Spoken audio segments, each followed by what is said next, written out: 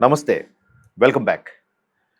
తమిళనాడులో ఈ నెల 23న పోలింగ్ జరిగింది. అయితే పోలింగ్‌కి ఎంత పర్సెంటేజు అంటే మధ్యాహ్నానికి ఒక మోస్తరు పర్సెంటేజ్ వచ్చింది. కానీ పూర్తి స్థాయి వెస్ట్ బెంగాల్ స్థాయిలో పర్సెంటేజ్ ఎందుకు రాలేదు అంటే ఇక్కడ ప్రస్తుత ఎగ్జిస్టింగ్‌లో ఉన్న డీఎంకే ప్రభుత్వం, స్టాలిన్ ప్రభుత్వం రకరకాల కుయుక్తులు పన్నుతోందనేది ఒక వివాదం. ఏంటది? ఇప్పటివరకు డీఎంకే చాలా సందర్భాల్లో ఒక 5 ఏళ్ళు ఏఐడీఎంకే, ఒక 5 ఏళ్ళు డీఎంకే అలా గవర్నమెంట్ వచ్చాయి. ఇంచుమించు లాస్ట్ 35, 40 ఇయర్స్‌గా అదే జరుగుతుంది. కానీ కంటిన్యూస్‌గా 10 ఏళ్ళు పరిపాలించిన దాఖలాలైతే లేవు. సో ఈసారి ఎలాగైనా డీఎంకే పట్టు సాధించి ప్రెస్టేజ్‌గా తీసుకొని ఈసారి కూడా ముఖ్యమంత్రి స్టాలినే అవ్వాలని విశ్వ ప్రయత్నాలు చేస్తోంది. దానికి వాళ్ళకి ఎదురొచ్చిన వాళ్ళందరినీ కూడా తొక్కిపెట్టి ఏదో ఒక ఇష్యూలో ఇరికించి చేయాలని ప్లాన్ చేస్తుంది అని మనం చూస్తున్నాం. ఎందుకంటే తలపతి విజయ్కి సంబంధించి ఆయన సినిమాని విడుదల చేయకుండా ఆపేయడం, కరూరు ఘటనలో తొక్కిసలాట జరిగితే దానికి ఈయన్నే బాధ్యుడిని చేసి, అఫ్కోర్స్ ఈయన లేటుగా రావడం వల్ల కూడా అక్కడ ప్రజలు ఇబ్బంది పడ్డారు. ప్రజలదే అంత పడిగాపులు పడి చూడాల్సిన అవసరం ఉంది సూపర్ స్టార్ కోసం, వాళ్ళ అభిమాన నటుడి కోసం. సో అక్కడ జరిగింది, దాని మీద సిబిఐ ఎంక్వైరీ, అతనికి ఇబ్బంది పెట్టడం. ఈ లోపల ఒక హీరోయిన్తో అఫైర్ ఉందని కట్టుకున్న భార్య విడాకులు ఇచ్చే ప్రసక్తిలో కోర్టుకెక్కడం, ఇవన్నీ వెనక నుంచి వీలే నడిపిస్తున్నారా అని ఒక పక్క అనిపిస్తున్నా, ఇంకో పక్క తలపతి విజయ్కున్న క్రేజ్ ప్రకారం ఇవన్నీ యాడ్ ఆన్స్ అయిపోతూ వచ్చాయి అనేది కొంతమంది అభిప్రాయం. మేబీ బాగా ఇబ్బంది పడుతున్నారా, ఈయనకు ఒక్కసారి ఛాన్స్ ఇద్దాం. ఇంతవరకు ఈ డిఎంకే ఏఐడిఎంకే అంటే అమ్మ ఇప్పుడు చనిపోయారు, జయలలిత అమ్మ లేరు. సో ఆమె వారసుడిగా పళనిస్వామి ఉన్నాడు. ఇక్కడ కరుణానిధి వారసుడిగా స్టాలిన్ ముఖ్యమంత్రి కూడా అయ్యారు. సో ఇప్పుడు రెండోసారి పట్టు సాధించడానికి ఈయన, బట్ అమ్మ లేకపోయినా అమ్మ ఇచ్చిన కొన్ని పథకాలు, అమ్మ ఇచ్చిన కొన్ని ఆసరా ఉండేవి ఏవైతే ఉన్నాయో అవన్నీ ఇప్పటికీ ప్రజల గుండెల్లో ఉన్నాయి. కాబట్టి ఆమెను అమ్మ అంటారు ఈరోజు కూడా, జయలలిత అమ్మ. సో ఆమె పేరు మీద ఇంకా ఓటింగ్ పర్సంటేజ్ ఉంది. మొన్న ఒక 2 నేషనల్ సర్వేలు చేస్తే డిఎంకేకి 24% ఓటు బ్యాంక్ ఉంటే ఏఐడిఎంకేకి 22% ఓటు బ్యాంక్ ఉందంట.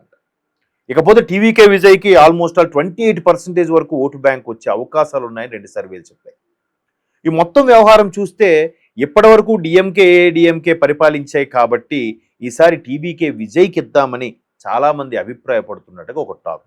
మరోవైపు భయంకరమైన fan base, super star Rajinikanth తర్వాత అరవంలో అదే తమిళంలో అంత క్రేజీస్ట్ సూపర్ స్టార్ అంటే తలపతి విజయ్ అని చెప్పాలి.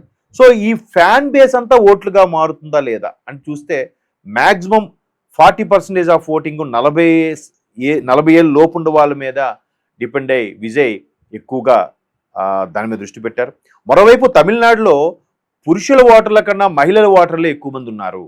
సుమారుగా పురుష ఓటర్లు 2,18,00,000 ఎంతో ఉంటే మహిళా ఓటర్లు 2,80,00,000 వరకు ఉన్నారంట మహిళా ఓటర్లు.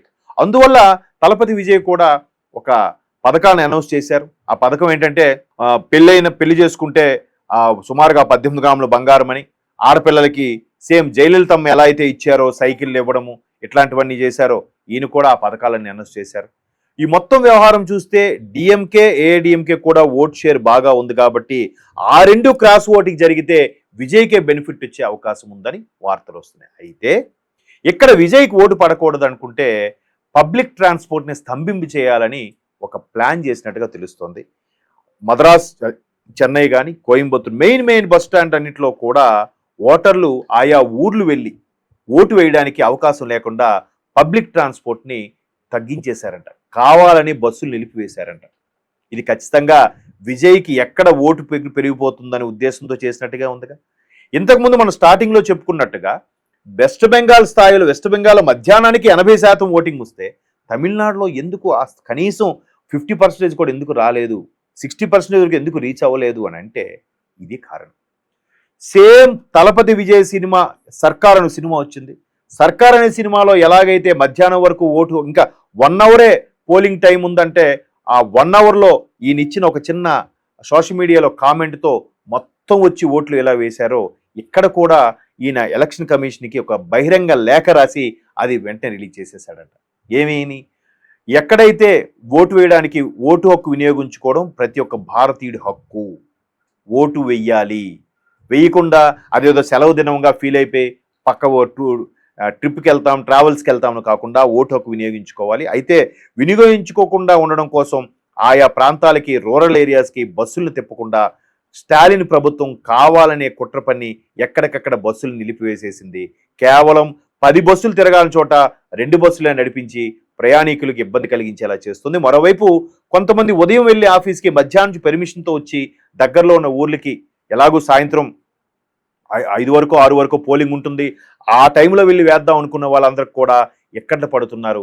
ఎక్కడికక్కడ బస్టాండ్లో జనాలు గుంపులు గుంపులుగా ఉండిపోయారంట. సో ఈ మొత్తం వ్యవహారం చూస్తే స్టాలిన్కి ఎక్కడో భయం పట్టుకుంది.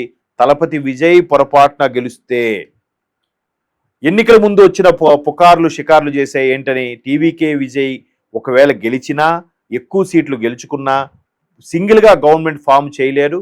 అది ఏడీఎంకేతో గవర్నమెంట్ ఫామ్ చేస్తారు. మరలా నేషనల్ అదే సెంట్రల్ గవర్నమెంట్ నుంచి సపోర్ట్ కోసం, మద్దతు కోసం, రాష్ట్ర అభివృద్ధి కోసం కూటమిలో భాగస్వామ్యం అయితే బాగుంటుందని చాలామంది హితబోధ చేశారు. దానికి సంబంధించి ఆంధ్రప్రదేశ్ డిప్యూటీ సీఎం పవన్ కళ్యాణ్ గారు లాంటి వాళ్ళు కూడా విజయ్తో మాట్లాడారు అని కూడా కొన్ని టాక్స్ వినిపించాయి. ఈ నేపథ్యంలో విజయ్ ఒకవేళ గవర్నమెంట్ ఫామ్ చేస్తే ఏఐడిఎంకేతో కలిసి గవర్నమెంట్ ఫామ్ చేస్తారని కూడా వార్తలు వినిపిస్తున్నాయి. అదే కానీ జరిగితే స్టాలిన్ ఏదైతే ఇప్పటివరకు వరుసగా 10 ఏళ్ళు రాలేదో ఆ రికార్డు మరిక పోయినట్టే. అందుకే ఆయన ప్రెస్టేజ్గా తీసుకొని ఇన్ని చెయ్యాలో అన్నీ చేస్తున్నట్టు కూడా వార్తలు వస్తున్నాయి. మరోవైపు స్టాలిన్కి మైనార్టీకి సంబంధించి చాలా ఉన్నాయి. మైనార్టీలకు మాత్రమే మద్దతు ఉంది. అక్కడ సనాతన ధర్మం మీద కానీ హిందువులకు మాత్రం చాలా ఇబ్బందికర పరిస్థితులు ఉన్నాయి స్టాలిన్ గవర్నమెంట్లో అని కూడా ఒక విమర్శ ఉంది. మొత్తం మీద ఏడీఎంకే, డిఎంకే గట్టిగా తమిళనాడులో ద్రవిడ పార్టీల మీద పట్టున్న ఈ 2 పార్టీలు క్రాస్ ఓటింగ్ జరిగితే కనుక తలపతి సూపర్ స్టార్ విజయ్కే ఎక్కువగా సీట్లు వచ్చే అవకాశం అయితే ఉంది. మరోవైపు పశ్చిమ తమిళనాడులో పళనిస్వామికి పట్టుంది, అలాగే దక్షిణ తమిళనాడులో స్టాలిన్కి పట్టుంది. సో ఈ 2 కాకుండా మొత్తం అన్ని ప్రాంతాల్లో పట్టున్న వ్యక్తిగా ప్రస్తుతం తలపతి విజయ్ ఒక్కరే కనిపిస్తున్నారు. సో ఆయనకి ఓటు బ్యాంకు పెరిగిపోకుండా ఉండడం కోసం ఏదైతే సర్వేలో కూడా 28% అని చెప్పారో ఆ సర్వేని ఫాల్త్ సర్వే అని చెప్పడం కోసమే ప్రయాణికులు ఎవరైతే ఓటర్లు పడిగాపులు పడుతున్నారో బస్సుల కోసం వెయిట్ చేసి ఓటు వేయాలని చూస్తున్నారో వాళ్ళందరి చేత ఓటు వేయనివ్వకుండా ఈ విధంగా చేశారని విమర్శ అయితే వినిపిస్తుంది. ఈ లేఖ ద్వారా మరికొంతమంది కసిగా వెళ్ళి ఓటేస్తారు అని కూడా తలపతి ప్లాన్ చేసినట్టు తెలుస్తుంది. ఇంకోటి సినీ నటుడు కాబట్టి సోషల్ మీడియాను కూడా తలపతి చాలా బాగా ఉపయోగించుకున్నారు. సోషల్ మీడియా ద్వారా విదేశాల్లో స్థిరపడ్డ తమిళియన్ల ద్వారా ఓటు హక్కును పెంచుకొని, ఓటు బ్యాంకును పెంచుకొని ప్రతి అభిమాని కూడా ఓటుని విజయ్కే వేసేలాగా కూడా ప్లాన్ చేశారట. ఏమి జరిగినా మే 4 కౌంటింగ్, అంతవరకు ఆగాల్సిందే.